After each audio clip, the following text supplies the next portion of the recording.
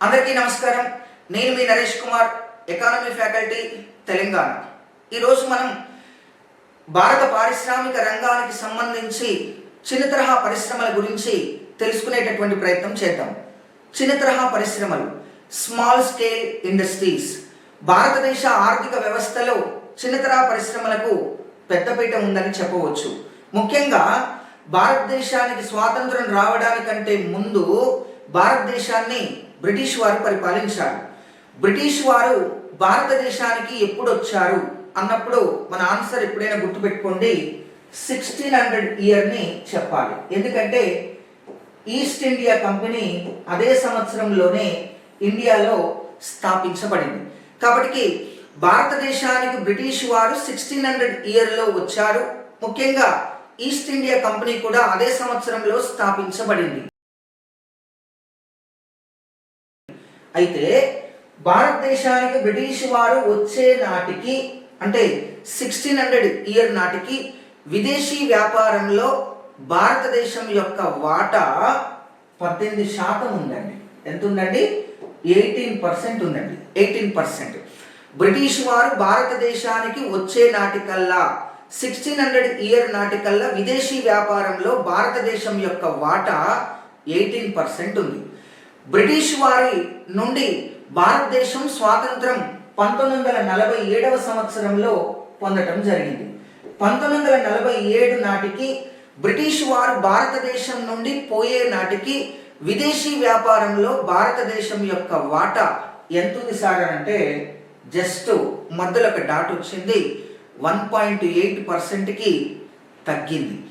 ఒకప్పుడు బ్రిటిష్ వారు వచ్చే నాటికి 18% ఉన్న భారతదేశం యొక్క విదేశీ వ్యాపార వాటా బ్రిటిష్ వారు పోయే నాటికి 1947 నాటికి 1.8%కి పడిపోయింది. అంటే బ్రిటిష్ వారు ఏ విధంగా భారతదేశంలో ఉన్న పరిశ్రమలు, భారతదేశంలో ఉన్న వ్యాపార వ్యవస్థ పైన వారు ఎలాంటి విధమైన చర్యలు తీసుకున్నారో మనకు అర్థమవుతుంది. అందుకే భారత ప్రభుత్వం స్వాతంత్రం వచ్చిన తర్వాత ఏం చేసింది సార్ అని అంటే, ప్రత్యేకంగా భారతదేశంలో ఒకప్పుడు ఉన్నటువంటి చిన్న తరహా పరిశ్రమలను అభివృద్ధి చేయడానికి, భారతదేశంలో మళ్ళీ పారిశ్రామిక రంగాన్ని అభివృద్ధి చేయడానికి భారత ప్రభుత్వం ప్రత్యేకంగా స్వాతంత్రానంతరం పారిశ్రామిక రంగ అభివృద్ధి కోసం, పరిశ్రమల స్థాపన కోసం, ఉత్పత్తి ఉపాధి అవకాశాలను పెంచడానికి, ఎగుమతులు పెంచడానికి, విదేశీ వ్యాపారంలో తన యొక్క వాటాను పెంచుకోవటానికి భారత ప్రభుత్వం ప్రత్యేకంగా పారిశ్రామిక రంగ అభివృద్ధిలో భాగంగా 4 పారిశ్రామిక విధాన తీర్మానాలు ప్రకటించడం జరిగింది. 1948 ఏప్రిల్ 6న మొదటి పారిశ్రామిక విధాన తీర్మానం, 1956 ఏప్రిల్ 30న రెండవ పారిశ్రామిక విధాన తీర్మానం, 1977 డిసెంబర్ 23న మూడవ పారిశ్రామిక విధాన తీర్మానం, 1991 జూలై 24న 4వ పారిశ్రామిక విధాన తీర్మానం. 4 పారిశ్రామిక విధాన తీర్మానాలలో చిన్న తరహా పరిశ్రమల అభివృద్ధి కోసం భారత ప్రభుత్వం అనేక రకాల అభివృద్ధి చర్యలను తీసుకోవటం జరిగింది. ముఖ్యంగా చిన్న తరహా పరిశ్రమల వల్ల మనకి ఏం ప్రయోజనాలు ఉన్నాయి? చిన్న తరహా పరిశ్రమలు అంటే ఏంటి? ముఖ్యంగా తక్కువ పెట్టుబడి, తక్కువ మంది శ్రామికులు, తక్కువ ఫలన కాలం, తక్కువ సాంకేతిక పరిజ్ఞానంతో నిర్వహించబడేటటువంటి పరిశ్రమలను చిన్న తరహా పరిశ్రమలుగా పిలుస్తారు. మరొకసారి గమనిద్దాం. తక్కువ పెట్టుబడి, తక్కువ మంది శ్రామికులు, తక్కువ ఫలన కాలం, తక్కువ సాంకేతిక పరిజ్ఞానంతో నిర్వహించబడేటటువంటి పరిశ్రమలను చిన్న తరహా పరిశ్రమలు అంటారు. ముఖ్యంగా పెట్టుబడి పెట్టే వ్యవధి, ఉత్పత్తి చేతికందే ఆ కాల వ్యవధిని ఫలన కాలం అంటారు. కాబట్టి ఫలన కాలంలోనే ముఖ్యంగా ఉత్పత్తి చేతికి అందితే అటువంటి పరిశ్రమలను చిన్న తరహా పరిశ్రమలుగా పిలుస్తారు. ఇక తక్కువ పెట్టుబడితో, పెద్ద మొత్తంలో కాకుండా తక్కువ పెట్టుబడితో పరిశ్రమలు కనుక నిర్వహించబడితే అటువంటి పరిశ్రమలను చిన్న తరహా పరిశ్రమలుగా పిలుస్తారు. ఇక తక్కువ సాంకేతిక పరిజ్ఞానం, ముఖ్యంగా పెద్ద పెద్ద ఇన్ఫ్రాస్ట్రక్చర్ అవసరం లేదు, చాలా తక్కువ మోతాదులో సాంకేతిక పరిజ్ఞానం, యంత్రాలు, యంత్ర పరికరాలతో నిర్వహించబడేటటువంటి పరిశ్రమలను చిన్న తరహా పరిశ్రమలుగా పిలుస్తారు. ఒక పెద్ద పరిశ్రమలో ఒక నూతన ఉద్యోగాన్ని కల్పించాలంటే 5 లక్షలు ఖర్చు అవుతుంది.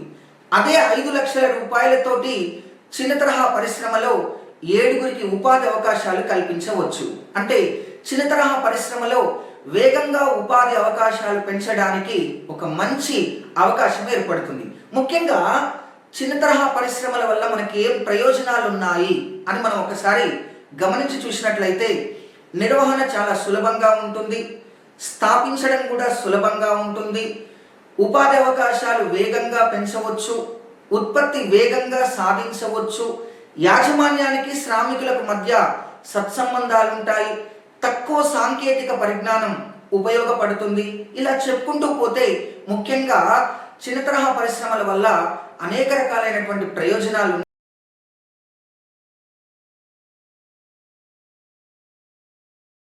ఉన్నాయి. అందుకే భారత ప్రభుత్వం మరి స్వాతంత్ర అనంతరం 4 పారిశ్రామిక విధాన తీర్మానాలలో చిన్న తరహా పరిశ్రమల అభివృద్ధి కోసం కృషి చేశారు. ముఖ్యంగా 3వ పారిశ్రామిక విధాన తీర్మానం జనతా ప్రభుత్వం ప్రకటించింది.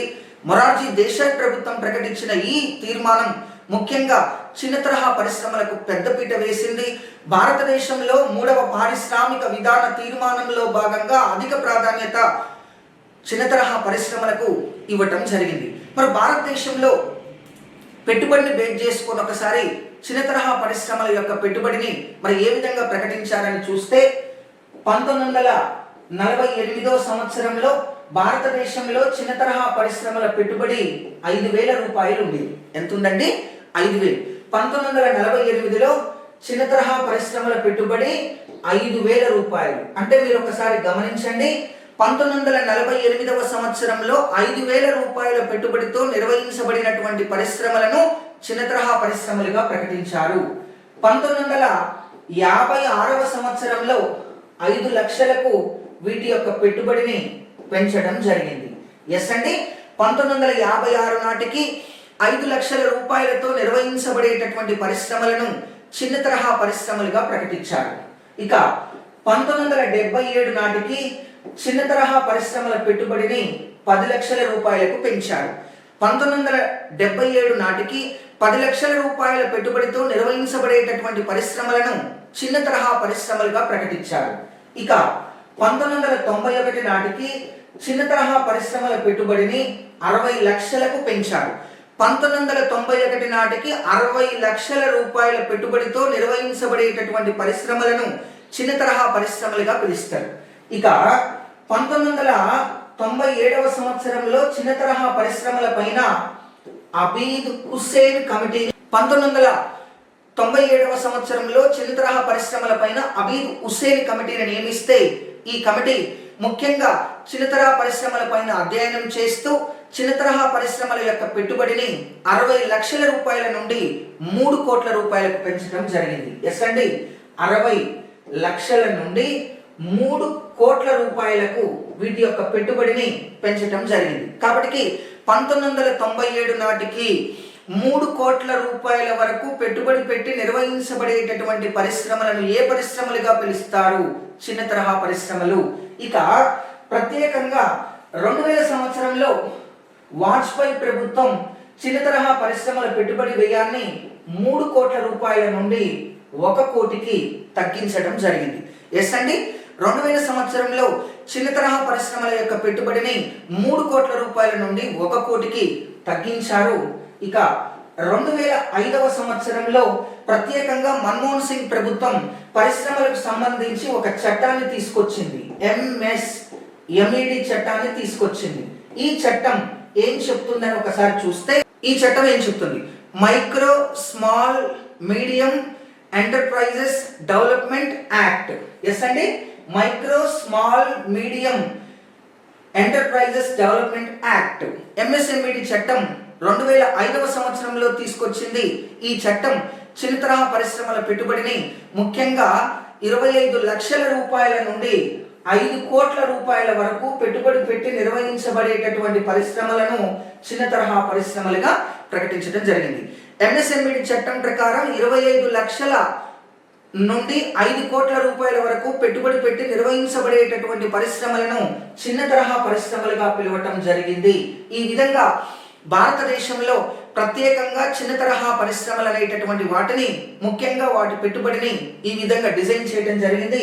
ఇటీవల కాలంలో ప్రత్యేకంగా కేంద్ర ప్రభుత్వం ముఖ్యంగా ఎంఎస్ఎంఈడి చట్టంలో కొన్ని కీలకమైనటువంటి మార్పులు చేస్తూ, ముఖ్యంగా ఎంఎస్ఎంఈడి చట్టం ప్రకారం 1 కోటి రూపాయల నుండి 10 కోట్ల రూపాయల వరకు పెట్టుబడి పెట్టి నిర్వహించబడేటటువంటి పరిశ్రమలను చిన్న తరహా పరిశ్రమలని, ఇక 5 కోట్ల రూపాయల నుండి 50 కోట్ల రూపాయల వరకు వార్షిక టర్నోవర్ కలిగిన పరిశ్రమలను కూడా చిన్న తరహా పరిశ్రమలుగా కేంద్ర ప్రభుత్వం ఎంఎస్ఎంఈడి చట్టంలో కొన్ని మార్పులను చేస్తూ కొత్తగా ఈ చట్టాన్ని మళ్ళీ రీడిజైన్ చేయటం జరిగింది. ఈ విధంగా భారతదేశంలో చిన్నతరహా పరిశ్రమలు, వాటి యొక్క పెట్టుబడికి సంబంధించినటువంటి అంశాలు మనం తెలుసుకోవడం జరిగింది.